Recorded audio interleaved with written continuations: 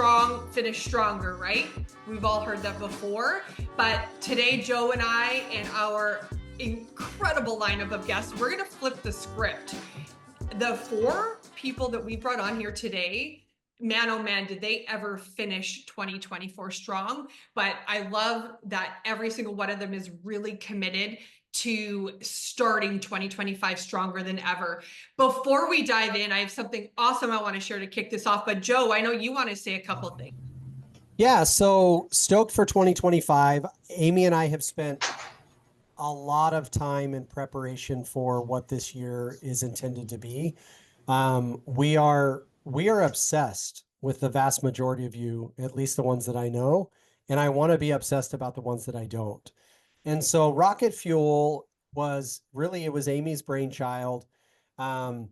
United was Amy's brainchild. So I'm just like, it's brain stepdad, really. And I just a couple of little modifications we're going to make. I am a podcast junkie. And I don't know about you guys. I'd love to see some hands if you're also somewhat of a podcast junkie. Like my wife consumes, I see a couple of hands. My wife consumes a crazy amount of Audible books. That's just not my jam. I really love learning in this format, like conversational interview style of format. So in addition to this being somewhat of a workshop on Monday mornings where you have the opportunity to interact and comment and even share some of your thoughts, our guy Troy is going to be taking this content and putting it into 2 different formats. So it's always available right after. Alyssa and Natalie grab it, they create the video, and you can always comment on the post and get the replay of the video. We're also going to be putting it in podcast format. So that should be live sometime this week. So we'd love for you to follow the United Community podcast. We're also launching a YouTube channel. It won't just be Monday Rocket Fuel. Amy does a lot of trainings for micro teams and things like that. I'm going to be doing some additional content as well. Our goal is to be here for you guys on a one-on-one as needed, but also to provide as much community content as we possibly can. Acknowledging that not everyone that is on Monday Rocket Fuel is in our world at Real. Not everyone is even at Real. And so for us, United Community is not a downline organization. For us, United Community is something that we want to build the raddest and most collaborative community in real estate. And so one of the ways we want to do that is not just to just do Monday Rocket Fuel, but also to make Monday Rocket Fuel an evergreen podcast, YouTube channel, and also to be able to pour some additional content and training into it so that we can, like, I think 2024 AIM was like the worst year. Like transactionally it was the worst year on record. Obviously prices didn't dip like those of us who survived the recession, 06, 07, 08. The prices just crashed. Prices didn't dip, but transactions just fell through the floor. 2025 is going to be better. It's like a mathematical impossibility for it to not be. And so, but I do think we're hitting this fork in the road, and I'm so excited to hear from our 4 guests today, because we're hitting this fork in the road that is, we are either going to have our best year ever or one of our worst years ever in 2025. And I'm pretty convinced there's no middle ground. It's not gonna be like, yeah, I don't know, 2025 was okay. We're gonna level up and become our best, or I think 2025 is just gonna hit us straight in the mouth. Well, so, I wanted to be for today. I wanted to be my best. So you guys, statistically, 68.2% of teams that win the first quarter win the entire game. 68.2% of teams that win the first quarter of the game will win the entire game. I don't know about you, but I intend to win the game of 2025, and that means I need to crush Q1. So we are starting stronger than ever with these 4. You guys, our lineup today is off the charts. Some of you might have had a difficult 2024. These 4 did not, and that is why they are on here today. Jordan Rossman, you guys, Jordan shut down his real estate team, and in 2024 on his own did 56 transactions for $45 million in volume. Madeline Bloom. She is known as the pit bull of the Smokies, you guys. This woman has done nearly 100 million in volume in 3 years, all focused on short-term rentals. She's also contributed to a best-selling book. So she is a phenomenal agent. I can't wait to hear from her. Kristen Cripps. She is with us today. You guys, this woman is not in the top 1% of the country for 1 year or 2 years. She has maintained that position for well over a decade. This woman also owns multiple, are you ready for it? No, I'm not going to say investment properties. I'm going to say motels. She owns motels, and I cannot wait to hear from her. And then last but certainly not least, we love him, Matt Ingram. He and his like hyper-focused team did 100 transactions almost in 2024. And they also have a massive investment business where they did 22 flips. You guys, these 4 are winning. They won 2024. They're going to crush 2025. I'm so excited that they've joined us today. So, guys, RocketFuel's tactical. We all know that, right, Joe? Like that's our MO. Like we do not ever want this to be something where you don't walk away with something. Yes, Kristen is a legend. I agree. Yeah, winning Monopoly, yes. We never ever want these sessions to be anything where you, number one, where you don't feel like you can ask a question. So please interject, ask questions anytime, drop it in the chat or unmute yourself. But most of all, we want you to walk away with something that you can put in your business immediately, right away, or implement. So, well, and I think the key, guys, is to find inspiration and aspiration and ultimately implementation. Like so many times you get on some of these things and you hear people that just crush it and you're like, well, that's great for them. And like what we want is for you to be inspired. That will lead to you to aspire to try to accomplish what others are accomplishing.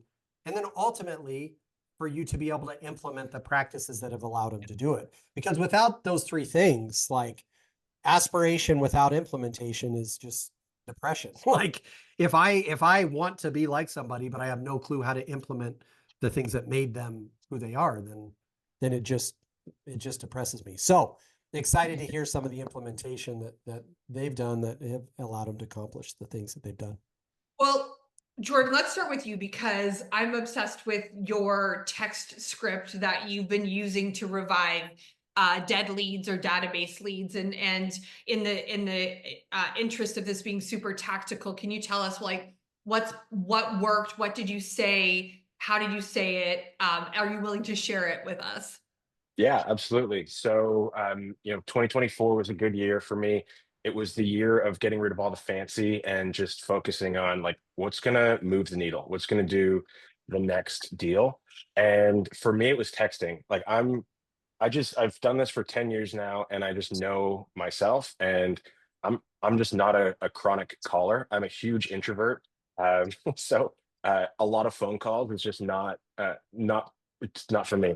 I took basically a year hiatus from social media and just focused on let's have conversations with people. I have a database that has a bunch of old leads. I have a bunch of past clients. I have a lot of phone numbers. I don't need new leads. I need to talk to people that are thinking about moving. So my text scripts, I have a document. Don't feel like you have to write any of these down. I'm going to share this in the chat shortly. But basically, I send super quick texts. I set a goal at the beginning of last year to text 5 different people every day. I didn't hit it every single day, but I texted well over 1,000 people last year, individual people, and the majority of people don't respond. But trying to re-engage people. So I'm going to bring up here so that I can nail it. I have 3 sort of categories. One is focusing on past clients. Like I just took everyone that I sold a house to or sold their house in the last year and just sent them a gratitude text. I'm not a big ask for the business kind of guy. I want to develop the relationship. So a super simple text of just like, hey, so and so, I was just thinking about you. I wanted to send you a message saying how grateful I am that you chose me. There's a lot of great local real estate agents, and I'm honored that you chose me. I hope everything in your life is great right now. send that to a bunch of people and just see where the conversations go. For cold leads, I just send super basic, simple, easy to read and easy to respond to messages. So like an example of one is, hey, so and so, it's Jordan Rossman from Real Broker. It's been a while since we last spoke. I hope I didn't drop the ball. Are you still thinking about making a move this year? Send. And Can you just stop for send one that to as many Can you people as you stop for can. 1 second? Can you stop for 1 second? Yeah. Okay, this is like the number one thing that I say number one a lot because like it feels like it's important, but I talk with our team about this all the time, and it's something I literally did lead gen this morning for 90 minutes. And I use this exact strategy. I'm not saying I used your exact words, Jordan, but you always have to end a text or an email with a question, or else it doesn't give anybody a reason to respond. And I love that you just did that. Yeah, I give them one question and I make it super easy to respond. A yes or no question usually does best for me. Um, are you thinking about moving? For me, lead gen within my database is as much as finding the no's as it is finding the yeses. Like I want to know who to focus on. So I'm okay if you say no, I'm not moving, or no, whatever. That fine. I know that I don't have to include. I don't have to send you another text or a call or an email. Let's focus on the people who are thinking about moving, and then just going through like some people that I have a lot of buyers that I've sort of interacted with. I bet you that everyone on this call has someone that they showed a house to last year that didn't buy a house, and the relationship for whatever reason just sort of fizzled out. Maybe it was a lead that just wanted to see your listing, whatever it was. Like go back through your text and find those people and just say like, find another listing that was similar to the one that you showed them. Hey, I was looking for some opportunities on MLS. I saw this property and I thought of you. Uh, Send them the property. I'd love to know what you Hey, think about this. hey, Jordan, let me ask you this, man. Like macho culture, grind culture, whatever it is, like there's no doubt that we have to be incredibly active in 2025 to accomplish our goals. But you looked at what is traditional real estate culture of like just dial for dollars and said, with honesty, probably some humility, and probably some angst, like, I'm just not going to be that dude.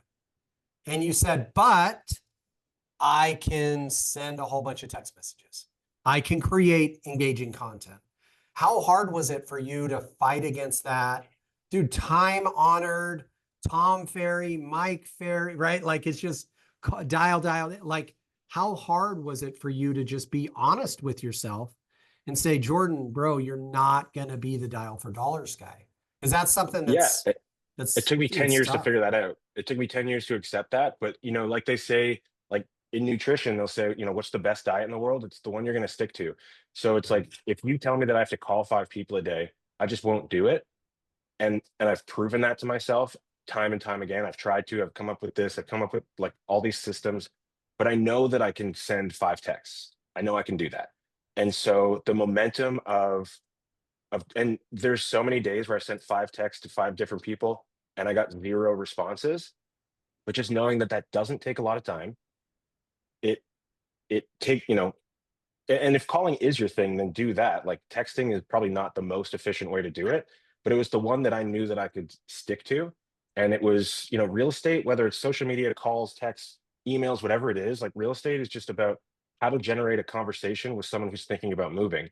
And that was my path of least resistance, to have more conversations with people who are thinking about moving. I'm obsessed with this principle, and I've told this story before, and I'll be brief, but I was asked to give a talk in church on New Year's, like 5 years ago. And they didn't give me a topic, so I just talked about whatever I wanted. And half of the people in the congregation hated my talk because, which probably isn't hard to imagine, but Did you preach hellfire and brimstone? no, it was actually so what they hated about it was that it was so. Here was the topic. I just said, for the year 2018 or whatever it was, I'm not going to beat myself up for any of my weaknesses. I'm only going to go all in on my strengths. And in a religious setting, people are like, no, we're supposed to like criticize ourselves constantly and whatever. And so, Jordan, this is like one of those things where you're like, it'd be so easy for you to go like seeing reels of people like dialing for dollars and fast speed and whatever, right? Go like, dude, Like it just makes me feel bad about something I'm not passionate about. But what I love about what you're doing is there's so much power, guys. It doesn't have to be texting. It doesn't have to be reels. It doesn't have to be green screen videos. It doesn't have to be door knocking. Like whatever you can honestly be passionate about in 2025 and just go like, I'm going to be the best Jordan Rossman I can be in 2025. And I can't call 20 people, but I can send 5 freaking texts every single day. I know you can create content because you're good at it. I can create 5 videos a week. Right? And so it's like, I can do that. It's And what it you may Amy not, had a what you can Go do ahead. that you're going to be consistent at. I don't even think it's even less about passion and more about consistency. And that's Amy what had you a speaker on at her bigger, what year was it? Your bigger Okay. conference. And she talked about like the physiological change that happens in your body when you accomplish things on your to-do list and when you get rolling. So it's like sending 5 texts is super easy. Like you don't have to worry about fear of rejection. You don't have to worry about all these things. Just send it, check it off on a little whiteboard, do it again the next day, and it just becomes a habit. I love that. You know, I feel like if you can just be consistent about what you're passionate about, I mean, that's half the battle. So I love like what Jordan was saying because I am the opposite, right? So I leverage social media. Social media is how I have been able to build my brand, and that is how the Pitbull of the Smokies came to be. And you're so good at it. So Thank you. Thank you. But you know, it comes down to being authentic. You know, I think if we can just figure out who we are, right? What it is that we bring to the table, what our values are, and really share that to the world, that speaks volume to people, right? People want to do business with people they like, know, and trust. And so I've done a really good job, I feel, with really being authentic and letting people know who I am. I'm loud, I'm boisterous, but you know what? I love really hard. And really that's where the idea of the Pitbull came in because I'm a New Yorker. Moving into the South to Tennessee, you know, I'm not really what a lot of people are used to. I'm very opinionated and I love really hard. And so I'm an advocate. So the Pitbull came because I fight for my people and I want what is going to be the best deal for my clients. And that's how everything really started, leveraging social media and just dialing into these different groups.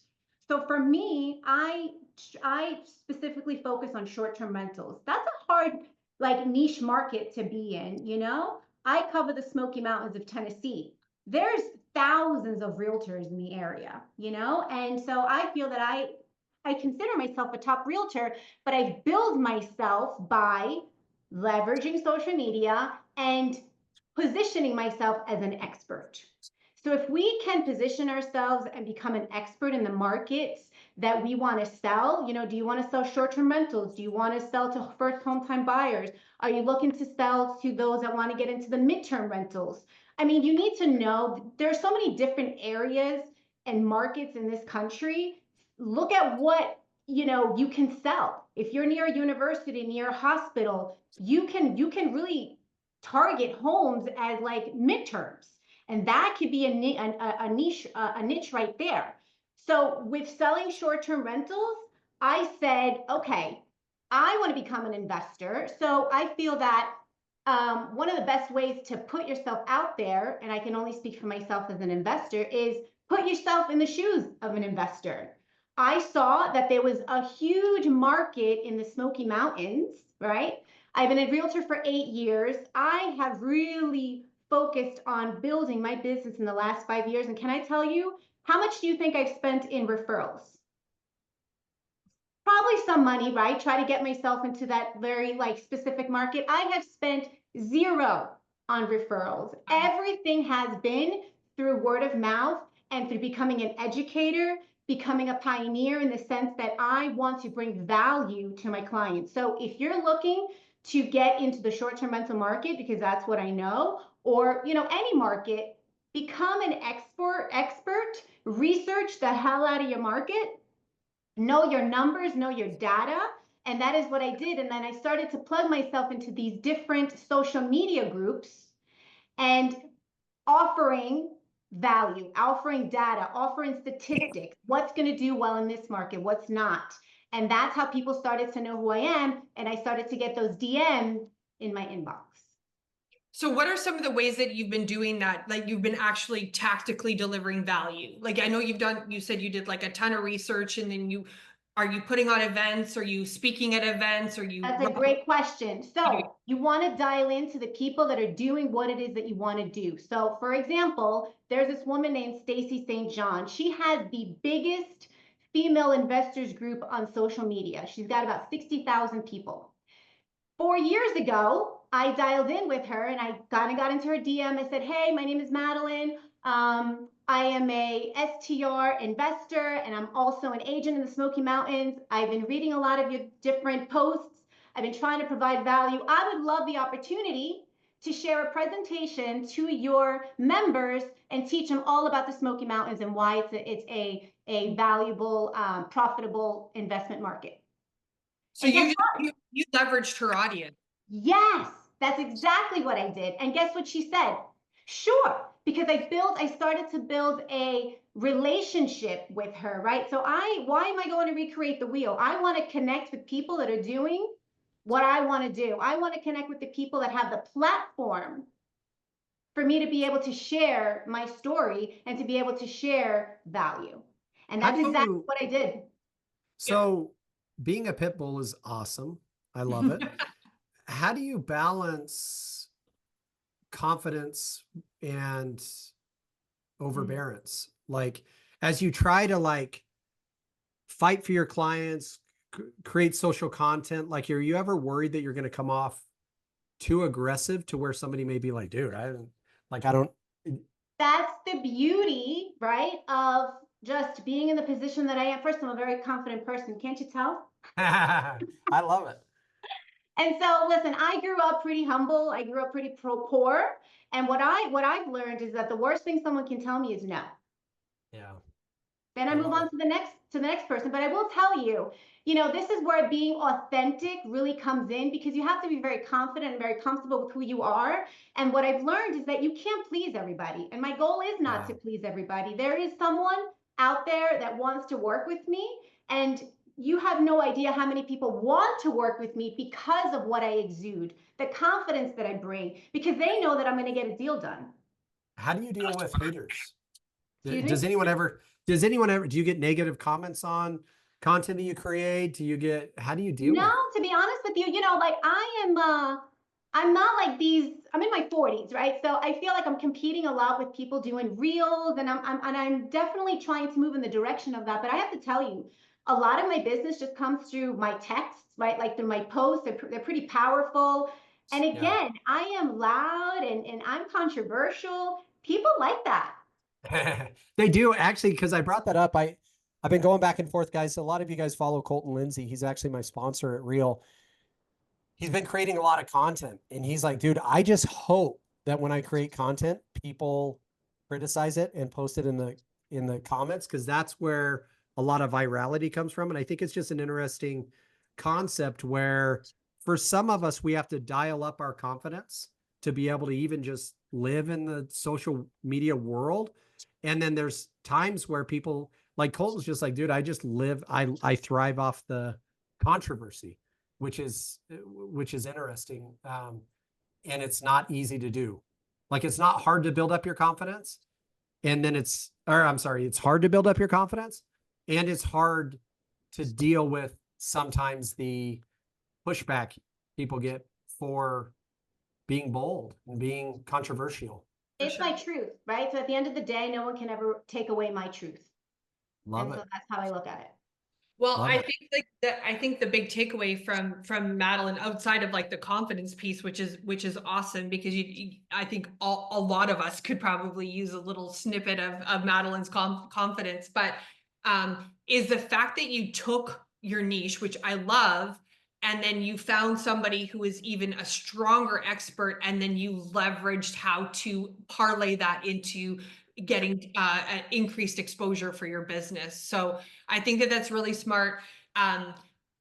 easily, guys, you could just think through like what is an area that you're really good at, and then or where are you niche, like what is your main target or your main focus for your business, and then who or what industry or expert could you piggyback off of that would help you get increased exposure, that would open up more doors and create more opportunities. So I really love that you shared that. Do you talk about that in your book, Madeline?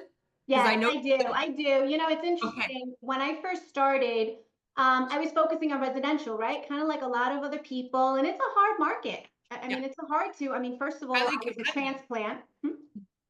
And it's highly competitive. Yeah. Very competitive. And so, you know, I was kind of getting a little bit discouraged. I was an educator. I went from the education world to becoming a mom, and then dabbling into real estate. And so when COVID hit, I said, you know, we've always done long-term rentals. I would really like to get back into the real estate. And that's when I started to learn about short-term rentals. Very And so I cool. told my husband I'd like to get into that market. And his answer was, well, go make some money. And my first response was like, what? I mean, I'm a mom, I left my career, but it really just had the wheels start to turn. And I said, you know what? Okay, you're right. You want us to buy our first short-term rental? Well, I'm going to make that happen. And that's when it led to me becoming an expert. I'm sorry, what was your question? No, Well, it's okay. I think there's some blue ocean strategy here, Aim, right? Like Yeah. Taylor and I do this on our investment business. We buy pieces of junk that nobody else wants. Like we'll buy trailers on half-acre properties 45 minutes outside of Las Vegas. And it's like every investor in Vegas will buy a $700,000 flip, but who's buying a $200,000 rehabbed value trailer on a half-acre lot for $70,000? We just don't have a lot of competition. And so in short-term rental stuff, Madeline, I think it's true. Like I don't know a lot of residential agents that are like, dude, I'm going to go, like for a lot of us, we just avoid it. And you saw an opportunity and ran towards it, which I think is rad. Yeah, that's what I did. So yeah, so that's what I did. So I said, I'm going to learn everything there is to know. And it's funny because Eleanor Sipple, if she's on the call, she actually deterred me from joining like this big mega team that was selling short-term rentals. So I am forever grateful because she said, Madeline, I don't think you need them. You know, you're a smart cookie. I think that you can do this on your own. And it was one of the best decisions that I could have made for myself, because I went from solo agent to then actually starting a team with a guy named Brandon Thompson. You know, we're the powerhouse group. We've been on the top 25 for like small teams. Prior to that, I was, you know, on the list on my own. But you know what? I decided that I was going to walk away from that. So I've kind of come back to full circle, and I'm looking to come back into, you know, looking to 25 being as strong as I've ever been. But I will tell you, 24 was one of my best years. Well, you want to know what one of the worst things that this industry ever did was direct every successful agent and entrepreneur towards, as their business grew, that the inevitable next step had to be to start a real estate team, because that's not the answer. And there's lots of ways to build a highly leveraged, highly successful, highly profitable business without having to be a team leader. It is like one of my mantras and my missions in life to stop more people from starting real estate teams unless you are like uber passionate about certain things. And so Jordan, I know you went through it, and we talk about this all the time. So but that being said, I am also obsessed with team building. Like I personally love, I happen to have the best real estate team in the entire industry. And so that being said, Matt, all of these things, I know you could probably touch on a lot of these topics, but like, what is something tactical that you did in your business last year that you're bringing into 2025, or something that really didn't work that you're leaving behind? Well, I think, you know, if you listen to Jordan and Madeline, they were both hyper focused in certain areas, right? So Jordan's hyper focused in his tactics, right? With the text, Madeline, she's hyper focused on her model.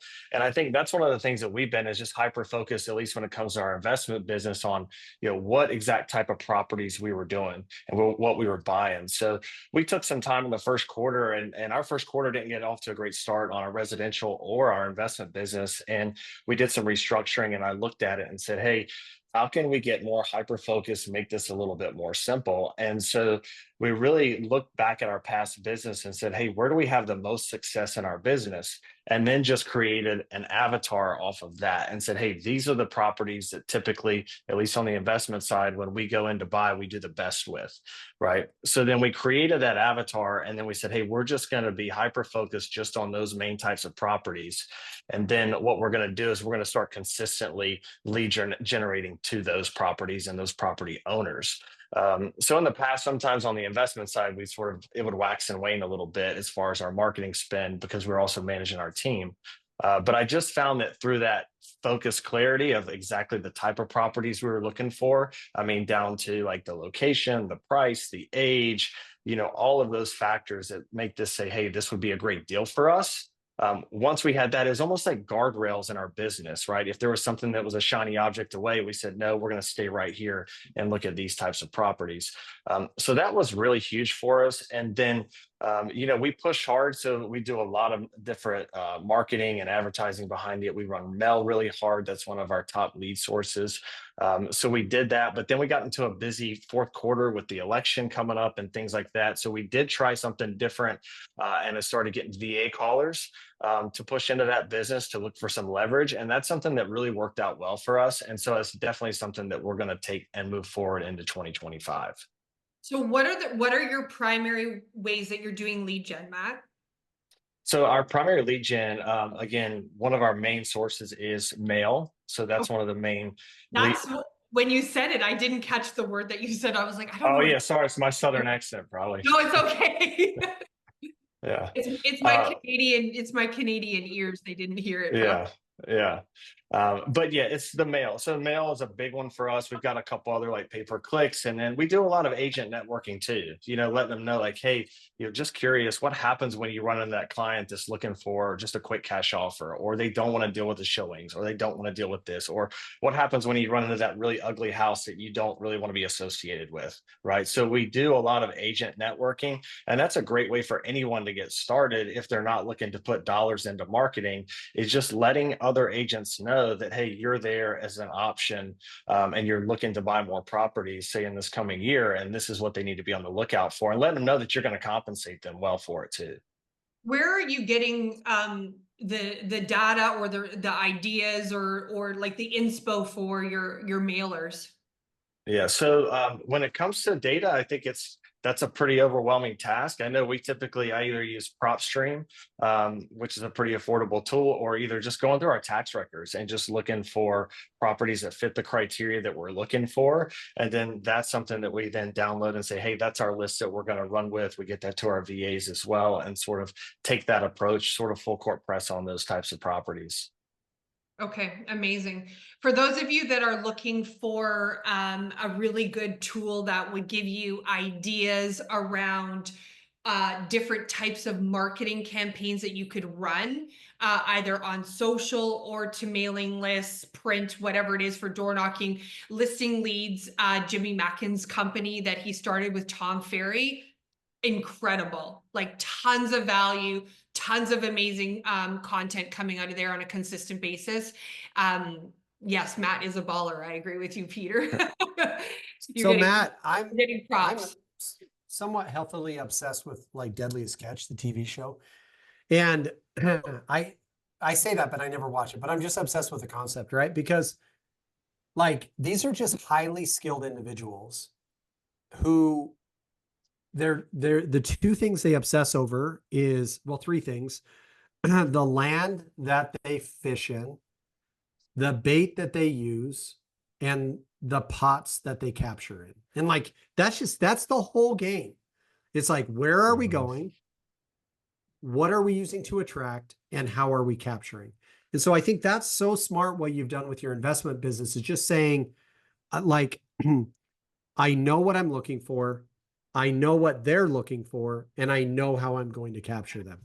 And I think, guys, one of the weaknesses I've seen in the business of real estate agents is this like fire, aim, ready. And like, it's like, we just do what we want and then see what happens. And I don't know that that's an effective method for running our businesses. I think we just have to think to ourselves, like, if it is short-term rentals, if it is investment properties, if it is one-on-one connections like Jordan talked about, it's just establishing like, what would this person I'm trying to attract be attracted to? And then once I can identify that, how on earth would I connect and capture is such a kind of triggering word. Like, how would I like connect and establish a relationship with that individual? And then you just start to execute. And Matt, how quick are you to pivot? Like once you head down this path, and like mailers are one of those things, you really might not know the effectiveness of them for months, but I know your game, and I know you're constantly pivoting. So what's your recommendations for people that are like, all right, cool, I'm going to go get home buyers in 2025, and I'm going to try this. How do you know when a plan you're executing on, it's time to pivot? Well, I think one thing you have to do is always track all your efforts, right? So if you're doing any sort of marketing, make sure you're tracking what's, if it's an inbound lead, where's that number coming from? So you make sure and you say, hey, is the money I'm spending, is that really working, right? Am I getting a return on that? And then I think you're just constantly looking at new opportunities. I think, Joe, one of the last calls of the year, I think you mentioned, in 2025, if you're a real estate agent and you're only doing transactions, you're missing out, right? Because there's opportunities we as agents see every single day where we can go and do either investments, or if you're with Real, the rev share.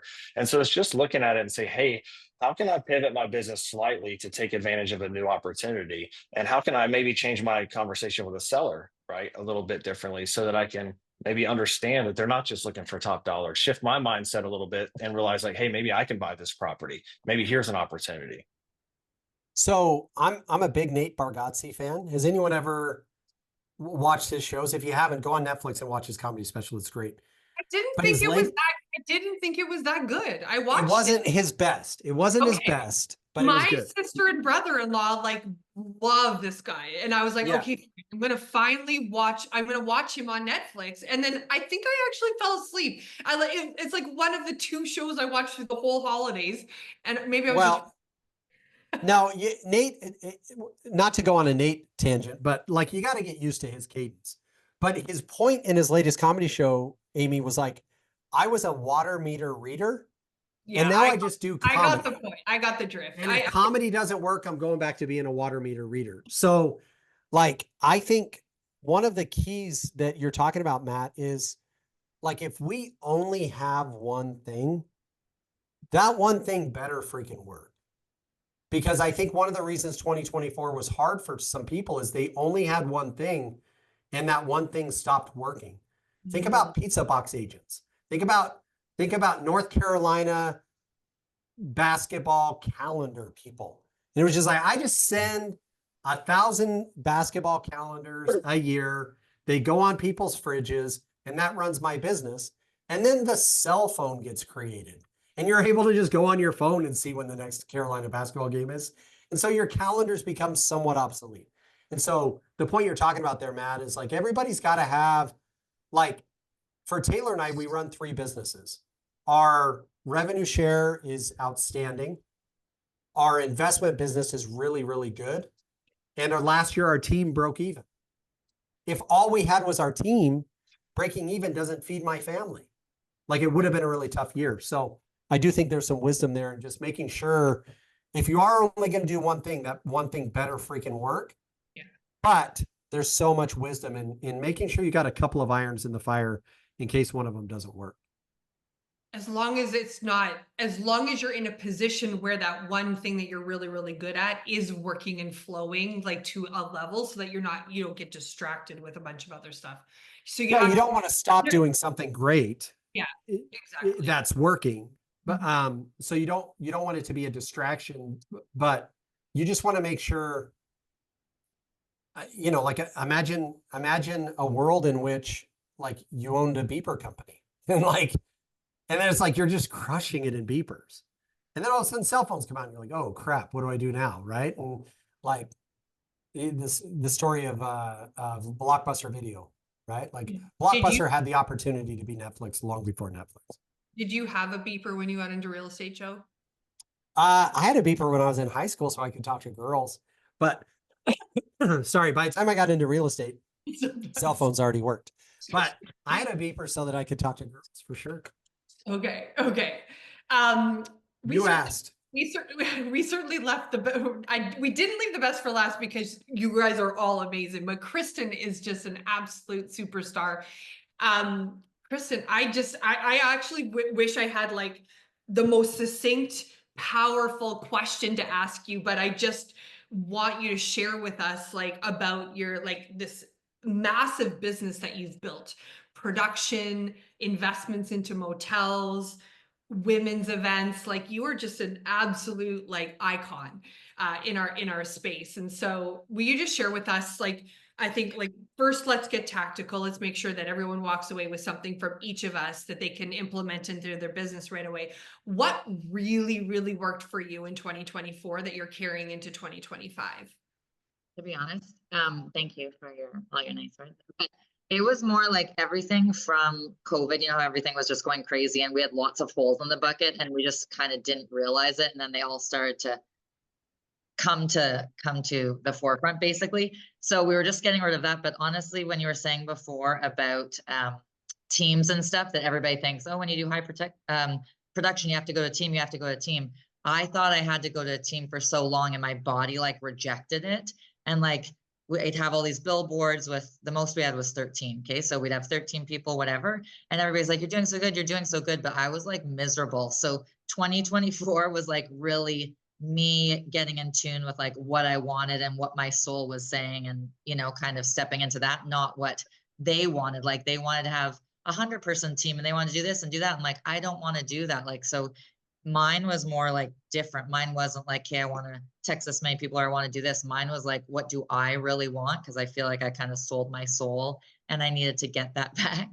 So that was that. But like when Madeline was saying about like asking that lady that had the 60,000 followers, I thought she was going to say the lady said no, but it's awesome they said yes. But even if she said no, I like just like going for it, right? Like I don't remember his exact thing, but Tony Robbins said the first 3 or 4, I don't know, events that he held, literally nobody showed up. So he like rented a hotel conference room, nobody showed up and he wasn't like, oh, I guess this isn't for me. Like I'll go back to what I was doing, water meter or whatever. You know, he just kept forward. And obviously we know what massive events he does now and so forth, tens of thousands of people at it, right? So just because you get to know, you don't stop. So did you watch Schitt's Creek and just go like, dude, I'm going to crush it like this? Do you know what I'm talking about? So to be honest, my dentist always plays that. So that's the only time I've ever seen it when I'm like at the dentist chair and I'm like, and I watch. That's the only time. So for people who haven't watched it, it's this, I don't want to give it all away, but it's the story of a mega entrepreneur, like wealthy individual loses everything and then he crushes it in the motel business. So I thought it was interesting when Amy introduced you, but that's all I've seen is snippets if I get like a filling or something like that. You gotta watch it. Yeah. You have to watch it in full. But I feel that people Madeline was saying about a book. So I have a book and I honestly forget what's in my book because I haven't read it since 2020, I think. But friends will read it or somebody will message me about it or whatever. I'm like, oh yeah, I forgot that was in there.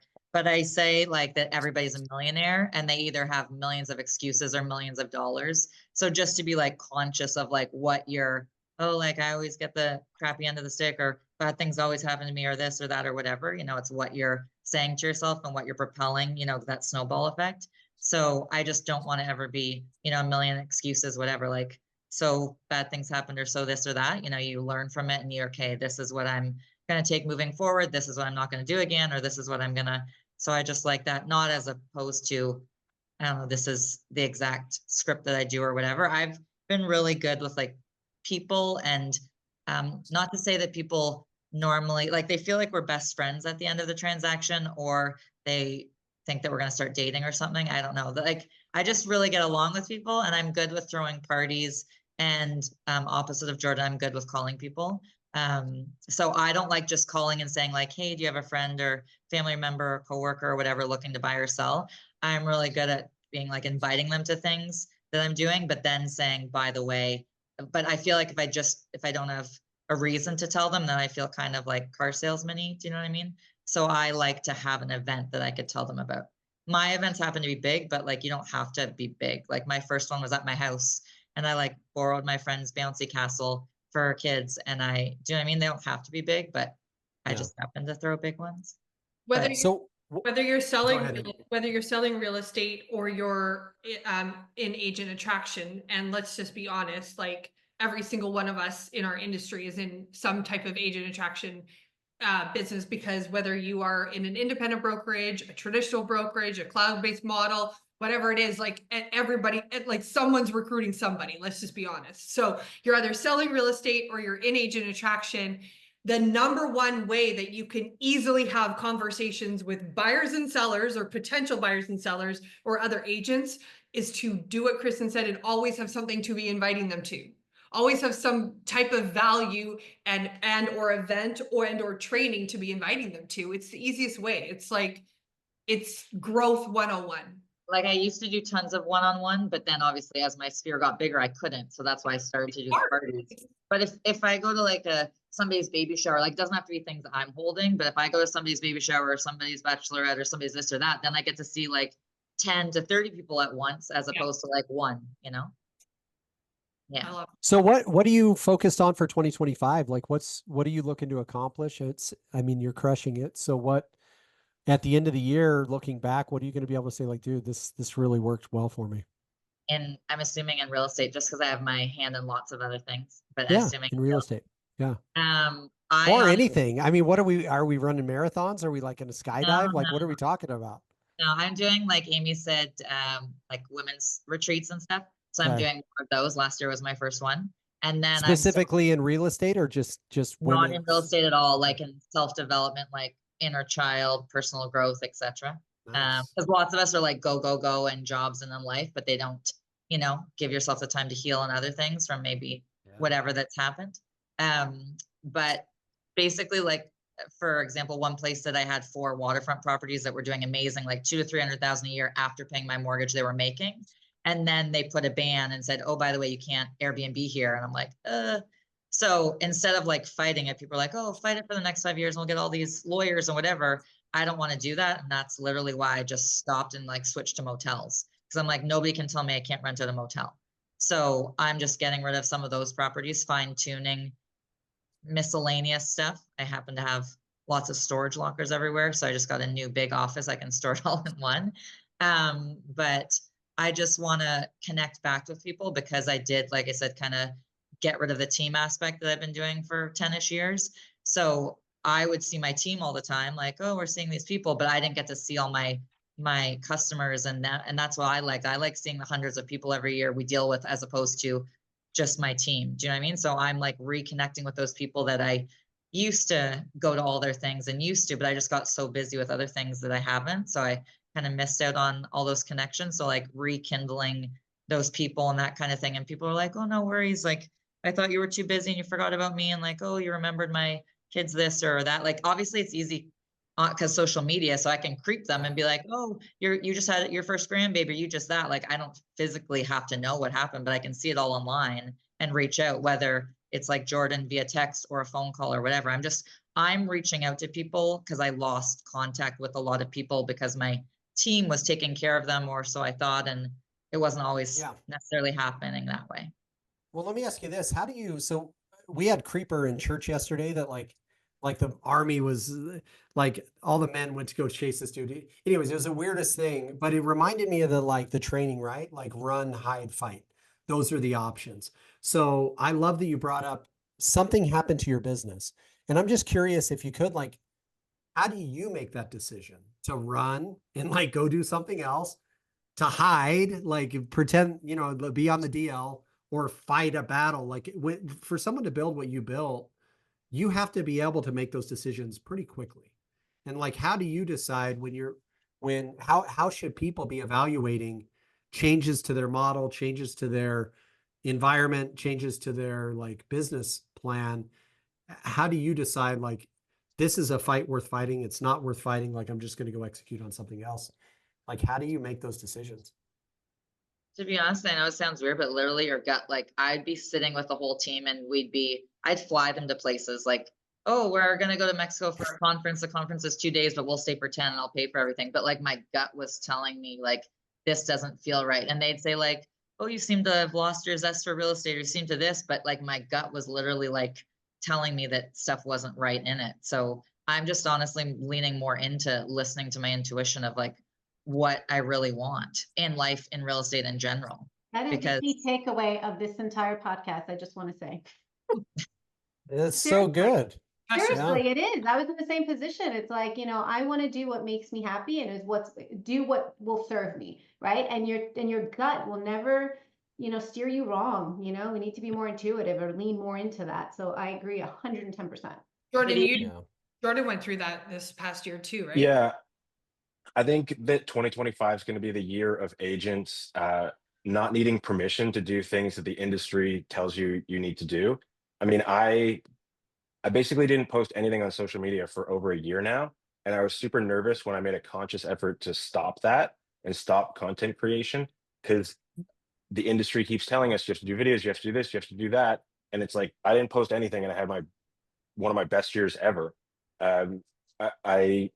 You don't have to run a real estate team. You don't have to do things that you don't want to do. You have to do the things that you're good at and that will lead to the life and the business that you want. And like, I mean, what Kristen's saying is amazing. It's like 2025 for me is about just doing the things that serve me and my purpose and what makes me happy. And yeah, I mean, running a real estate team was not something that made me happy. If I was really good at it, it would probably make me happy. But I wasn't good at it. It wasn't my passion. It was just the thing that like, oh, you sell a bunch of houses, you need to, everyone tells you need to diversify and leverage and this and that. And it's like, no, I'm good at selling houses. I'm good at building my brand within my community. I'm good at a handful of things. I'm a pretty simple guy. I'm not good at a lot of things, but I'm really good at a couple things. And so just doing those and only those has made my life infinitely better. I love it, man. So Kristen and Jordan and Matt and Madeline, thank you guys so much. Aim, we've got like 3 minutes left and this was too good. Like each of them, we could have just spent an hour with each of them. Maybe talk a little bit about what we're launching toward, in the next couple of weeks with our 6-week series that United is sponsoring. Yeah, we have lots coming down the pipeline, you guys. We like I said, we want to win Q1 because those that win the first quarter win the game, and we're gonna win 2025. I know each of you is as well. So if you are focused, as I touched on it, if you're focused on agent attraction or want to be, and even just want those to be like really natural, organic conversations, then join us. We're doing a 6-week series. It starts on Thursday, January 23rd. I'll make sure that everybody has the information for that. That'll come out. Today's Mastermind podcast will also be released. It'll be available on YouTube. We are just launching that YouTube channel this week. And we are also really cool. We're going to be, what's the word when you like upload like all of your previous RocketFuels? Yeah, reloading or backloading. Yeah. So that's going to be great because a lot of you guys message me. I get so many DMs like, where can I find this RocketFuel, that RocketFuel? Right. Finally, over the holidays, Joe and I decided we're like, okay, we should stop replying to these one-off DMs and actually make this a process. So we're putting process in place, which is going to be great. And we'll be back again every Monday, 9 a.m. Pacific, 12 noon Eastern time, like clockwork. Do not miss it. Most of all, invite your colleagues, invite your team if you have one, share it with others in your brokerage. This event is open to any brand, any brokerage. So, but those of you with Real, we love you. We appreciate your support. Yeah, that's it.